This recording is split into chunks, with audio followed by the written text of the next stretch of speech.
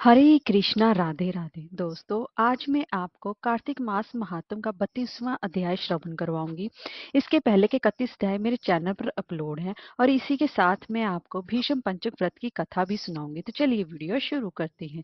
दोस्तों, अगर आपको हमारी ये वीडियो अच्छी लगी हो तो लाइक, शेयर और सब्सक्राइब करना ना भूलें और कमेंट बॉक्स में जय श्री हरि अवश्य लिखें। तो चलिए वीडियो शुरू करते हैं। दोस्तों, कार्तिक मास महात्म शुरू करने से पहले माँ दुर्गा का नवान्न मंत्र ओम ऐं ह्रीं क्लीं चामुंडाय विचे इसे सबसे बड़ा प्रशस्त मंत्र माना गया है। सभी कामनाएं इसी से पूर्ण हो जाती हैं तथा देवी की कृपा तथा आशीर्वाद भी इसी मंत्र से मिलता है।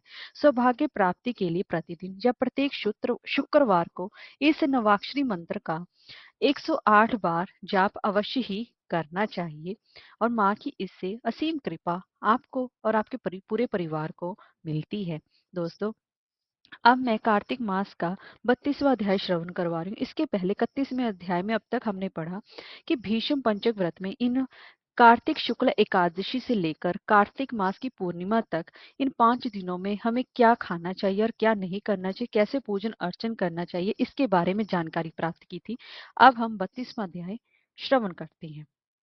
तब सूत जी कहते हैं कि ध्वजारोपण यानी कि झंडे लगाना सब पापों को हरने वाला माना गया है। ब्राह्मण, क्षत्रिय, वैश्य में से जो कोई भी भगवान के मंदिर में ध्वजा लगाता है वे ब्रह्मादिक देवताओं से भी पूजनीय होता है। गंगा जी का स्नान, तुलसी पूजन, भगवान शिव का पूजन, ये सब ध्वजारोहण के ही बराबर है। नित्य नियम करके विष्णु जी का पूजन करें। दो स्तंभ धाता और विधाता का भी पूजन करें। हल्दी, अक्षत, चंदन से 20 हाथ भूमि लीप कर अग्नि स्थापित करें। घी, खीर से 108 आहुति दें। ध्वजा को भगवान के मंदिर में ले जाएं। स्तंभ युक्त ध्वजा भगवान विष्णु जी के मंदिर के द्वार शिखर में बांधें। चंदन, अक्षत, पुष्प, धूप दीप से भगवान विष्णु जी का पूजन अर्चन करें। भगवान की स्तुति करें। हे चैतन्य रूप विष्णु, आप प्रसन्न होइए। आप सारे जगत में व्यापक हो। माया से मोहित लोगों को आप दूर दीख पड़ते हो। हे भक्त वत्सल जनार्दन, तुम्हें बारंबार नमस्कार है। इस प्रकार स्तुति कर विष्णु जी को नमस्कार करके ब्राह्मणों को भोजन करावे तथा दक्षिणा देनी चाहिए। आचार्य जो कि ध्वजारोपण करता है और जितनी बार ध्वजा पवन से हिलती है उतने ही पाप नाश को प्राप्त होते हैं। जो पुरुष बांधी हुई ध्वजा को देकर नमस्कार करते हैं उनके भी पाप नाश होते हैं। नारद जी कहते हैं कि एक पुरातन इतिहास तुमको सुनाते हैं। पूर्व काल में सतयुग में सुमति नाम वाला एक चंद्रवंशीय राजा था।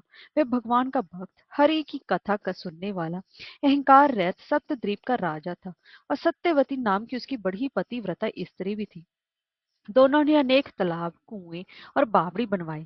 सत्यवती नित्य भगवान के मंदिर में भगवान के सामने नृत्य किया करती थी।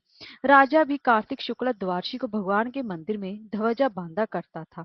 और एक समय राजा रानी को देखने के लिए विभाडनक ऋषि आए। मुनि का आगमन सुनकर राजा व रानी ने उनका बड़ा ही सत्कार किया।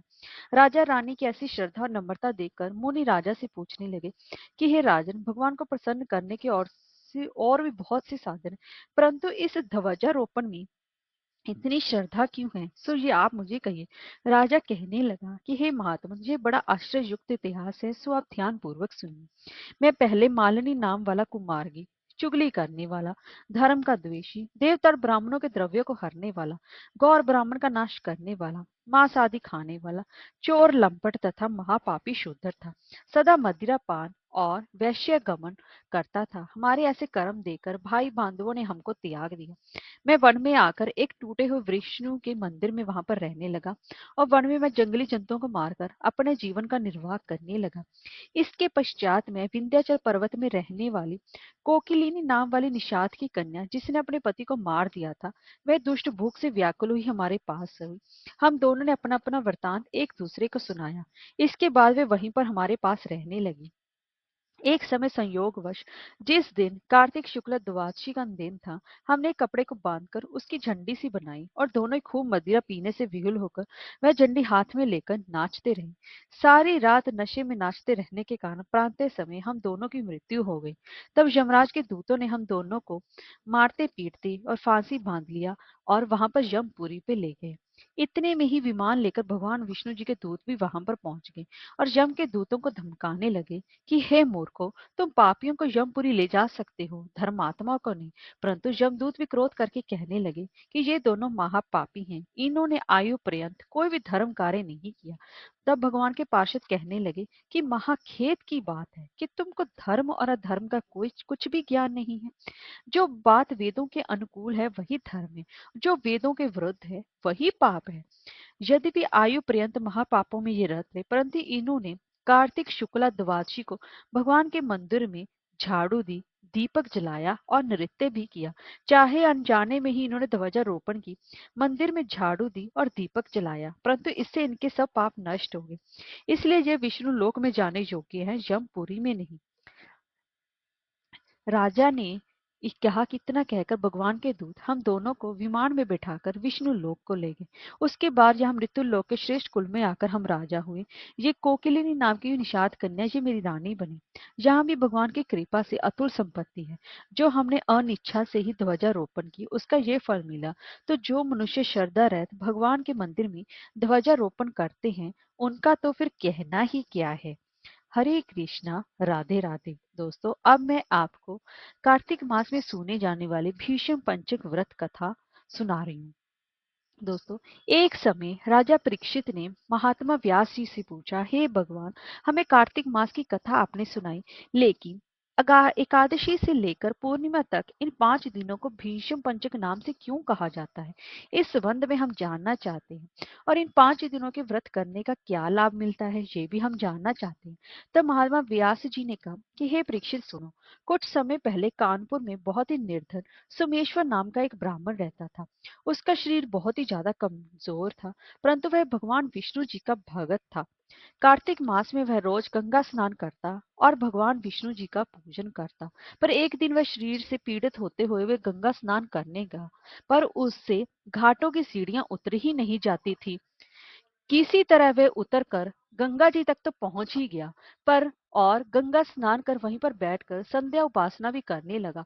वहीं पर वृद्ध ब्राह्मण के रूप में भगवान अपने भक्त पर कृपा करने के लिए बैठे हुए थे। भगवान ने ब्राह्मण को बड़े कष्ट में देखकर करके पूछा, हे ब्राह्मण, तुम्हारी स्थिति तो स्नान करने की भी नहीं है, फिर तुम भी ऐसी अवस्था में स्नान के लिए क्यों आए हो? कहो क्या चाहते हो? ऐसे वचन सुनकर वृद्ध ब्राह्मण ने कहा, हे भगवान, मैं तो बहुत ही गरीब ब्राह्मण हूँ। इसी से लोगों में अपमानित हूँ और तकलीफ पाता हूँ। इसी कारण मैं हमेशा परेशान रहता हूँ। यदि आप कोई उपाय बतला सकते हो तो मैं अपने ऊपर आपकी दया समझूंगा। ब्राह्मण के ऐसे वचन को सुनकर भगवान रूपी ब्राह्मण ने कहा, हे ब्राह्मण सुनो, ये कार्तिक का महीना चल रहा है। इसमें शुक्ल पक्ष की एकादशी से लेकर पूर्णिमा तक ये जो 5 दिन हैं, इनको भीष्म पंचक के नाम से पुकारा जाता है। इन 5 दिनों में तुम गंगा के पुत्र महात्मा भीष्म को जल दान दो और गंध अक्षत पुष्प से उनका पूजन करो और भगवान विष्णु की पूजा तुलसी पुष्प आदि से करो। इससे तुम्हारा सब कष्ट दूर हो जाएगा और अंत में तुम विष्णु लोक में निवास करोगे। हे ब्राह्मण, महाभारत की लड़ाई में जब महात्मा भीष्म श्री शैया पर सोए हुए थे, उस वक्त अपने प्रिय अर्जुन को उन्होंने सब प्रकार का राज धर्म, व्यवहार धर्म और ज्ञान धर्म कहा था। उस समय अर्जुन के सखा श्री कृष्ण भगवान भी वहीं पर थे। जब भीष्म से श्री कृष्ण जी ने कहा, हे पितामह, जो मनुष्य कार्तिक मास के शुक्ल पक्ष की एकादशी से लेकर पूर्णिमा तक तुम्हारे नाम से जल देगा और आपकी पूजा करेगा, वह पूजा मैं स्वीकार करूंगा और इसके सब कष्ट दूर कर दूंगा। अंतः हे ब्राह्मण, तू इस भीष्म पंचक में महात्मा भीष्म का पूजन कर। इसके करने से तेरे सब कष्ट दूर हो जाएंगे। उसके बाद उस ब्राह्मण ने भीष्म पंचक का व्रत किया और सब सुखों को प्राप्त करता हुआ अंत में विष्णु लोक को गया। इसलिए कार्तिक मास में महात्मा भीष्म का व्रत भी अवश्य करना चाहिए। इससे सर्वानंद की प्राप्ति होती है और अंत में मोक्ष की प्राप्ति होती है। हरे कृष्णा, राधे राधे।